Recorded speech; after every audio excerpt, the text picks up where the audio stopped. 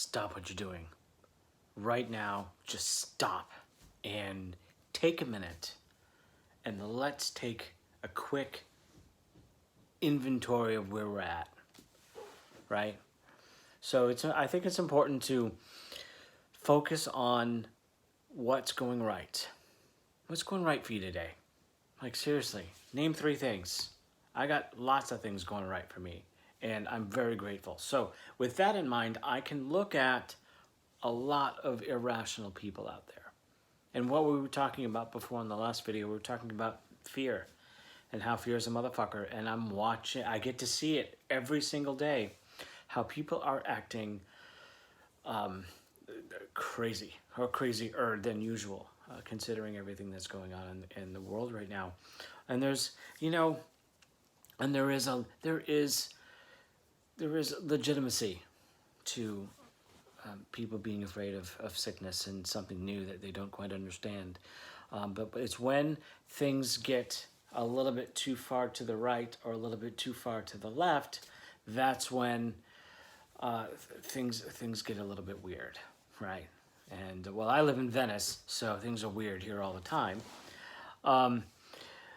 But moving away from the irrational things, I spoke a little bit about some of my irrational fears. I have a fear of certain insects and sharks and snakes and stuff like that, but that's pretty common. What about some of the other things that are a little bit irrational? I have a fear of success. I do.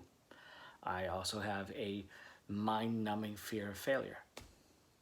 I have a fear of being alone, fear of being abandoned. Just it goes on and on and on. I'm sure you have a couple as well. So let's really look at these. How many of these are real? Well, a couple. I mean, yeah, but what are the odds? What are the odds of me going into the water and being attacked by a shark? Very little. Probably there's more of a chance that I'm going to cross the street and get hit by a bus. We really have very little control. And I really think that that's what it comes down to. A friend of mine taught me a long time ago that fear can be broken down into 2 things. We're afraid of losing what we have or afraid of not getting what we want. And I think that most fear can be broken down to one of those 2 categories. So take a minute and really let's look at some of the things that you're afraid of. Can you name 3? I have a couple that are pretty deep.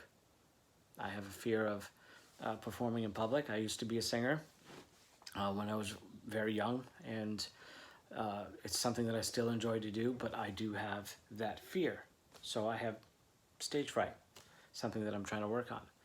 I also have a fear of commitment and a fear of getting into relationships. I'm a little bit older, so I've made some mistakes in that regard, but how do I face those particular types of fear? And because isn't it difficult? Sometimes just out of nowhere, you could be walking down the street and something comes up and you'll be thinking of something and you want to do something, or you want to talk to some person across that you see that you like. See, I'm getting all tongue-tied.